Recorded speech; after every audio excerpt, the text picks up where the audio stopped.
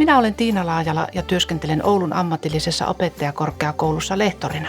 Ja minä olen Pirjo-Liisa Lehtelä ja työskentelen samassa paikassa yliopettajana. Tervetuloa mukaan! Tarkastelemme ohjauksen periaatteita perehtymällä siihen, mitä ohjauksella tarkoitetaan, mitkä ovat ohjauksen tavoitteet ja sisältöalueet sekä keitä ovat ohjauksen toimijat. Opettajan työhön siis sisältyy ohjaus olennaisena osana ja opettaja nähdään ohjaajan roolissa. Kysymystä, mitä ohjaus on, voidaan lähestyä tarkastelemalla eroja ohjauksen, neuvonnan ja tiedon jakamisen välillä. Mitä Tiina tiedon jakaminen ja neuvonta tarkoittavat? Tiedon jakaminen on yksisuuntaista viestintää, jossa opettajalla on jostain asiasta tietoa, jota puolestaan opiskelijalla ei ole. Esimerkkinä voisi olla, miten ilmoittaudutaan opintojaksoille. Neuvonnassa opettaja suosittelee jotain toimintatapaa tai ratkaisua, jonka hän arvioi olevan paras opiskelijan kannalta. Esimerkkinä voisi olla, että opettaja suosittelee ohjattavaa suorittamaan opintoja tietyssä järjestyksessä. Ohjaus eroaa neuvonnasta ja tiedottamisesta. Ohjaus on opettajan ja opiskelijan välistä vuorovaikutusta, jolla tuetaan opiskelijan kasvua itsenäiseksi ja autonomiseksi toimijaksi. Ohjausta voi luonnehtia avoimeksi ja dialogiseksi vuorovaikutukseksi, jossa on tarkoituksena saada erilaiset äänet kuuluviin ja vuoropuheluun. Vehviläinen määrittelee ohjauksen näin. Ohjaus on yhteistoimintaa, jossa tuetaan ja edistetään ohjattavan eli opiskelijan oppimis-, kasvu- ja työ- tai ongelmanratkaisuprosesseja sellaisilla tavoilla, että ohjattavan toimijuus vahvistuu. Ohjauksessa korostuu, että ohjaaja ei anna suosituksia ja ehdotuksia, vaan pyrkii vuorovaikutuksen avulla saamaan opiskelijaa itse löytämään ratkaisun ongelmaan. Ohjauksessa käytetään paljon esimerkiksi avoimia kysymyksiä, jotka tarjoavat opiskelijalle mahdollisuuden pohtia eri vaihtoehtoja. Pirjo-Liisa, mitä tarkoitetaan avoimilla kysymyksillä? Esimerkki avoimesta kysymyksestä voisi olla, millaisena näet oman tilanteesi? Vastakohtana avoimille kysymyksille voidaan nähdä suljetut kysymykset, joihin voi vastata vain kyllä tai ei, kuten kysymykseen, ovatko opintosi edenneet hyvin. Tiedon jakamisen, neuvonnan ja ohjauksen erottelu muodostavat ohjauksen portaat.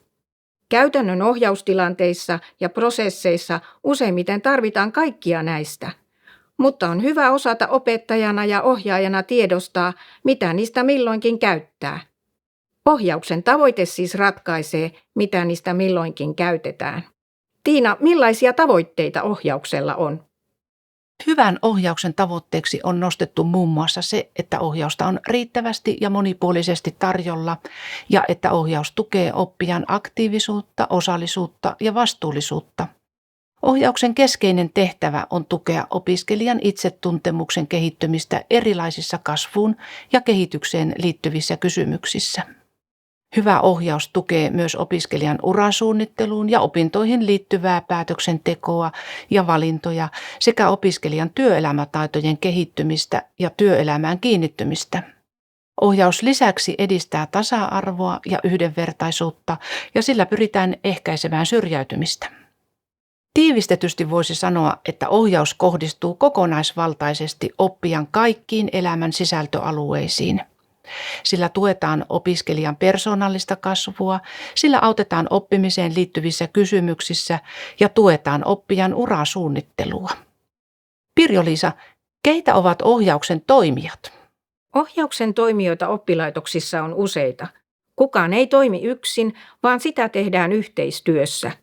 Katsotaan tarkemmin ohjauksen toimijoita ja sisältöalueita holistisen opiskelijakeskeisen ohjausmallin pohjalta. Tämä on Van Esbroekin ja Wattsin holistisen opiskelijakeskeisen ohjausmallin pohjalta laadittu kuvio. Tarkastellaan aluksi ohjauksen toimijoita tämän ohjausmallin mukaan. Keskiössä on opiskelija. Lähinnä opiskelijaa ohjaustasolla 1 ovat opettaja, ryhmäohjaaja tai opettajatuutori. He ovat se taho, jonka puoleen opiskelija ensimmäisenä kääntyy tarvitessaan ohjausta ja tukea. Seuraavalta tasolta löytyy opinto-ohjaaja, joka ei päivittäin ole samalla tavalla opiskelijan kanssa tekemisissä kuin opettaja ja ryhmäohjaaja, mutta on kuitenkin jossain määrin kaikkien opiskelijoiden tukena. Erityisopettaja usein myös sijoittuu tälle tasolle 2. Tasolla 3 ovat kuraattori ja psykologi, joiden ohjausta ja tukea eivät kaikki opiskelijat välttämättä tarvitse opintojen aikana. He ovat erikoistuneita tukemaan opiskelijaa esimerkiksi tietynlaisissa haastavissa tilanteissa. Opettajan tukena oppilaitoksessa on siis näiden ohjaukseen ja tukeen erikoistuneiden toimijoiden joukko. Ohjaus voidaan nähdä näiden toimijoiden yhteistyönä. Nämä ovat esimerkkejä. Eri oppilaitoksissa voi olla ohjaushenkilöitä eri nimikkeillä. Esimerkiksi erityisopettaja voi oppilaitosmuodosta riippuen olla joko hyvinkin lähellä opiskelijaa tai sitten hän voi sijoittua ulkokehälle kuraattorin ja psykologin kanssa. Tiina, seuraavaksi tarkastellaan ohjauksen sisältöalueita, joiden kautta myös ohjauksen tavoitteet tulevat tarkemmin esiin. Kyllä. Persoonallisen kasvun sisältöalueeseen kuuluvat opiskelijan kasvuun ja kehitykseen, itsetuntemukseen sekä sosiaaliseen ympäristöön, kuten perheeseen ja kavereihin liittyvät asiat. Osaamisen kehittämisen ja oppimisen sisältöalueeseen kuuluu esimerkiksi opiskelijoiden opiskelutaitojen kehittäminen. Siihen kuuluu myös osaamisen hankkimiseen ja osoittamiseen sekä arviointiin liittyvä ohjaus.